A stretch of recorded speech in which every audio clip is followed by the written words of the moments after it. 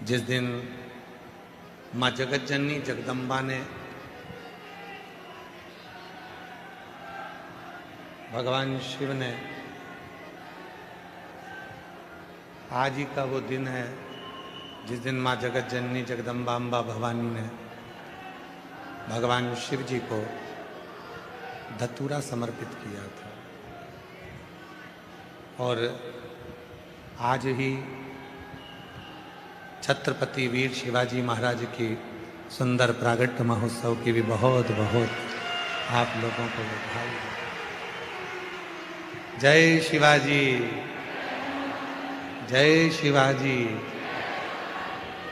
तो ऐसी पवित्र पावन फुलेरा दूज जिसमें भगवान शिव की अविरल भक्ति को प्राप्त करने का सौभाग्य आप और हमको मिला है। बहुत ज़्यादा भीड़ है, भक्तों का बहुत ज़्यादा हुजूम है।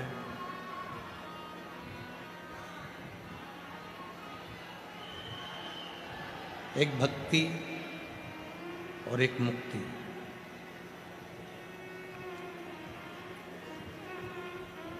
दो शब्द हैं। सीधे यदि मुक्ति को ढूंढोगे तो प्राण छूट भी जाएंगे, मर भी जाओगे, चले भी जाओगे, प्राण चले भी जाएंगे। फिर वापिस पुनः जन्म लेना पड़ेगा। रोज जैसे सेट करते हो वैसा कर दो।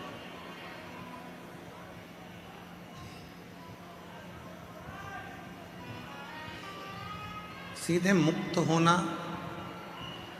प्राण चले गए, शरीर चला गया, फिर वापिस जन्म लिया और जन्म लेकर फिर इस संसार सागर में आ गए।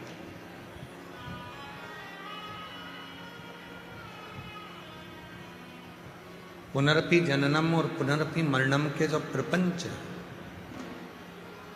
उसी संक्रांत में यदि हम चल रहे हैं तो ये केवल मुक्ति का पथ नहीं हो सकता।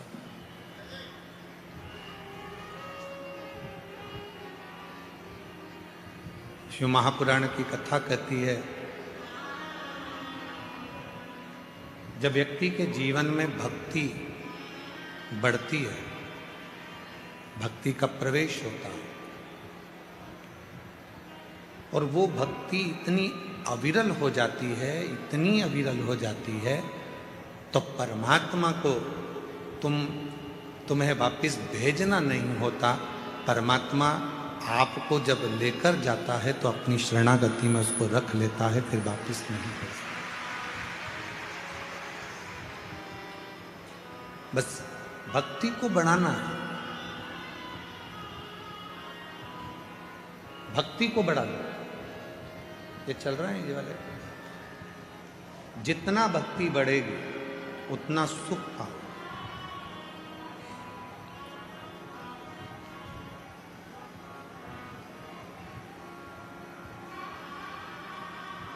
मकान लोन पर मिल सकता है, जमीन लोन पर मिल सकती है, गाड़ी लोन पर मिल सकती है, फ्रिज लोन पर मिल सकता है, वॉशिंग मशीन भी लोन पर मिल सकती है, सोना और चांदी भी लोन पर मिल सकता है।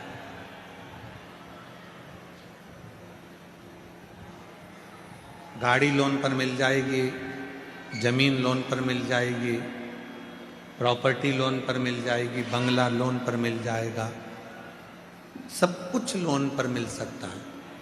पर एक भक्ति और दूसरी मुक्ति, ये कभी लोन पर नहीं मिलती। ये दोनों लोन पर नहीं मिलेगी, ना भक्ति लोन पर मिलेगी, ना मुक्ति लोन पर मिलेगी। दोनों में लोन नहीं मिल सकता। अपने को खुद स्वयं के प्रबलता से, स्वयं के भाव से भक्ति को प्रकट करना। और मैंने ते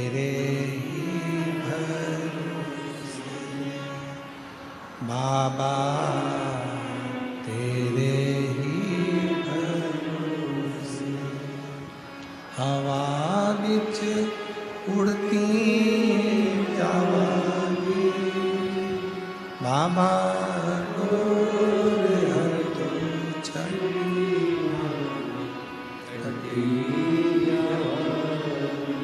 भोले मैं तेरी कदम, शंभू मैं तेरी कदम, हवा बिच उड़ती जावांगी, बाबा डोर हर तो चढ़ी कटी।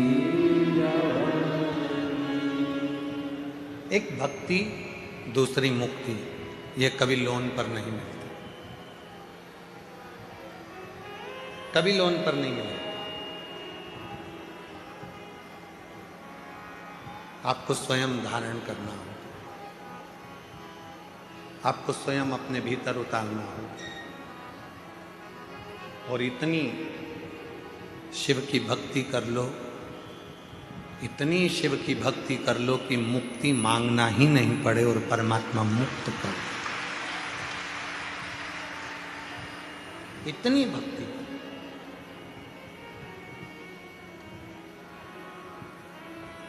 और इतनी जल्दी भक्ति मिलती भी नहीं है।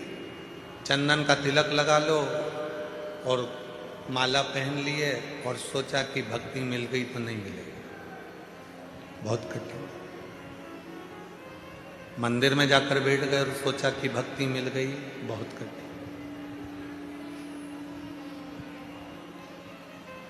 तीर्थ में जाकर बैठ गए और सोचा कि भक्ति मिल गई, नहीं मिल सकती।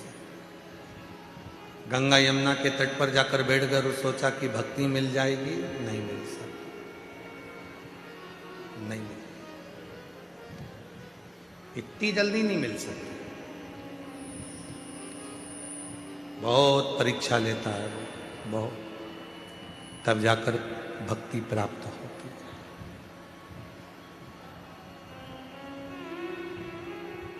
मेरी माताओं, मेरी जीजियों, मेरे जीजाओं, मेरी बेटियों, मेरे बेटाओं, मेरे बुजुर्ग माँ बाप, माता पिता, आपसे एक बात पूछें। जितनी भी मेरी माताएं बैठी हैं, मेरी जीजियाँ बैठी हैं, जीजाओं से तो इस प्रश्न को हम नहीं कर सकते, क्योंकि हो सकता है कोई कोई जीजा इसका उत्तर भी दे सकते हैं, पर प्रश्न है मेरी जीजियों से। नमकीन घर में जब भी तुम तलते हो या नमकीन घर में बनाते हो, तो उसको तेज आंच में बनाते हो। गैस की आंच कैसी रखते हो? तेज। अग्नि कैसी रखते हो? तेज। और जब मीठा कुछ बनाते हो तो गुलाब जामुन बना रहे हो, हलवा सेकना है, सीरा बनाना है, मीठी थुली बनाना है, खीर बनाना है, कोई मीठी चीज, कोई पुआ बनाना है, गुजिया बनाना है, मीठा मक्खन पारा बनाना है, मक्खन बड़ा बनाना है, मैसूर पाक बनाना है, घेवर बनाना है, मीठा बनाना है, तो मेरी जीजियाँ सब जानती हैं कि मीठा बनाने के लिए आँच को, अग्नि को थोड़ा धीमा रखा जाता है। बोलो सही है कि गलत है? नमकीन बनाना है तो आँच को तेज करना पड़ेगा, और नमकीन बनाना है तो आँच को तेज कर कर तला निकाला। भजिया तेज आँच में, नमकीन तेज आँच में, पोहा तलना है तेज आंच में, चने की दाल तेज आंच में, जितना नमकीन बना रहे हो उसको तेज आंच में बनाना पड़ेगा। पर मीठा, गुलाब जामुन, मक्खन पाड़ा, मैसूर पाक, बेसन चक्की, हलवा, सीरा, खीर, जो भी बनाना है उसको धीमी आंच में बनाना पड़ेगा, धीमी आंच।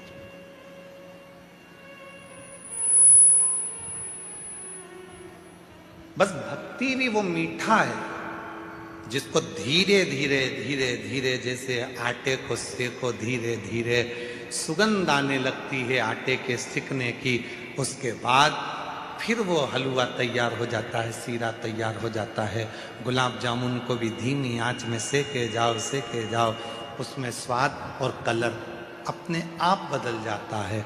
गुजिए को धीमी आंच में सेके जाओ, उसका कलर और आनंद सुगंध अपने आप आना चालू हो जाती है। उसी तरह अपने आप को मिठाई समझो और भक्ति के आनंदमय भावों में इसको सेकना प्रारंभ करो।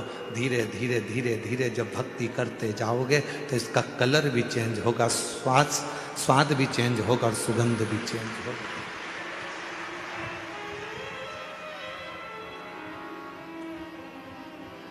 ये चेंज होगा।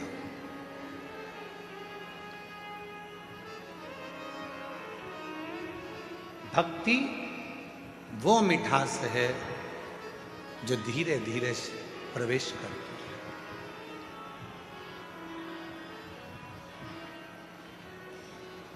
राम जी ने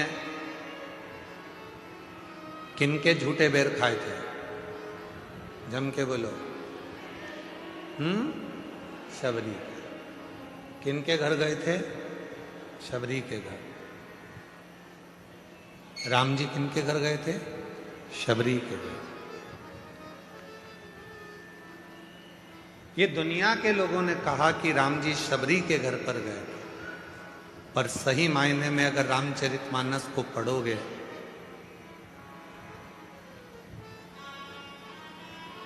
स्कंद पुराण का मानस खंड यदि पढ़ोगे तो उसमें आता है कि राम, मेरे भगवान श्री राम शबरी के दरवाजे पर नहीं, सब्र के दरवाजे पर गए थे। जिसके भीतर सब्र है, राम उसके पास आता जरूर।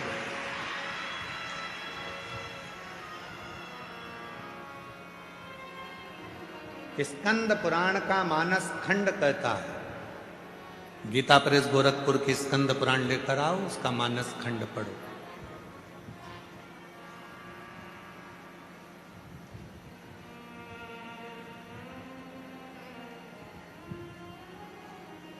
स्कंद पुराण का मानस खंड कहता है कि राम जी शबरी के दरवाजे नहीं, राम जी सब्र के दरवाजे पर गए थे।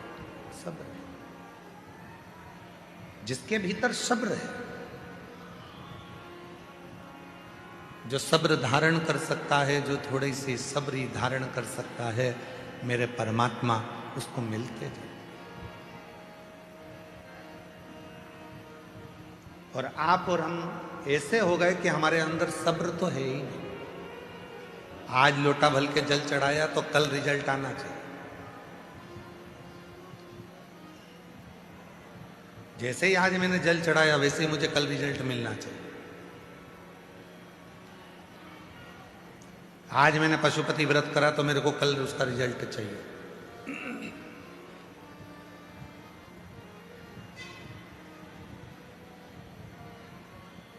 आज मैंने धतूरा चढ़ाया तो मुझे उसका रिजल्ट कल चाहिए। सब्र नहीं है।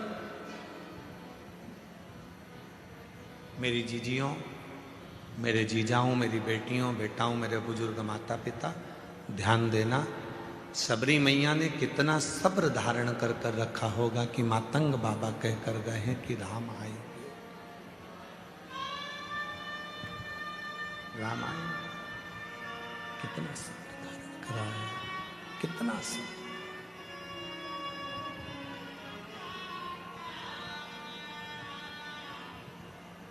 और शबरी अम्मा ने जो सब्र धारण करा, तो सब्र के बल पर एक दिन मेरे भगवान श्री राम उनके पास पहुंचे।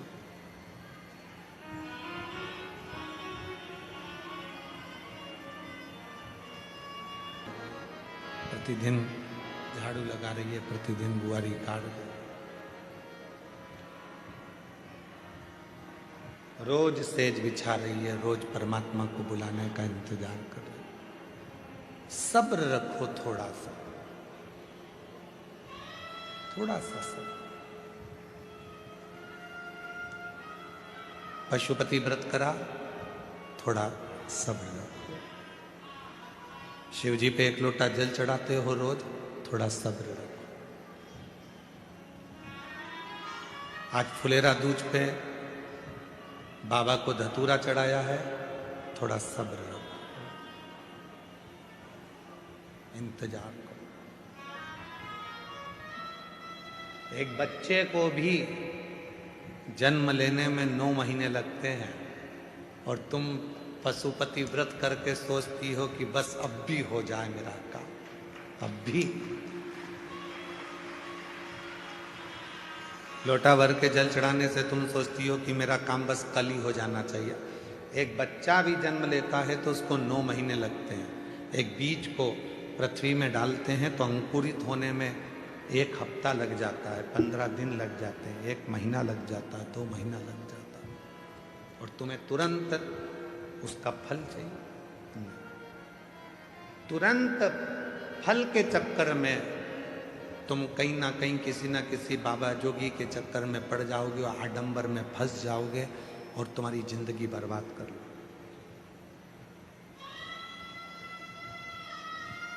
आज की दुनिया के पास में सब्र नहीं है, इसलिए 10 बाबाओं को ढूंढते फिरते हैं। बाबा जी तुम हमारा काम कर देना, बाबा जी तुम हमारा काम कर देना। मैं 2 दिन में काम हो जाएगा, मैं 1 दिन में काम हो जाएगा, मैं 15 दिन में काम हो जाएगा। अगर ऐसा ही काम 2 दिन में 5 दिन में होता रहता तो बाबा खुद का काम कर लेता। सब्र रखना पड़ेगा। मैजिक नहीं है कि चुटकी बजाई और काम हो गया। थोड़ा सा कुछ उठाकर फेंक दिया और तुम्हारा काम, ना ना ना, ये मैजिक नहीं। इंतजार करो, थोड़ा प्रतीक्षा करो, थोड़ी सब्र रखो। शिरडी साईं बाबा के दर्शन के लिए जाते हो तो वहां 2 चीजें लिखी रहती है, श्रद्धा, दूसरी सबूरी, सब्र। जितना सब्र रखोगे उतना उतना तुम्हारे जीवन को सुख प्राप्त हो।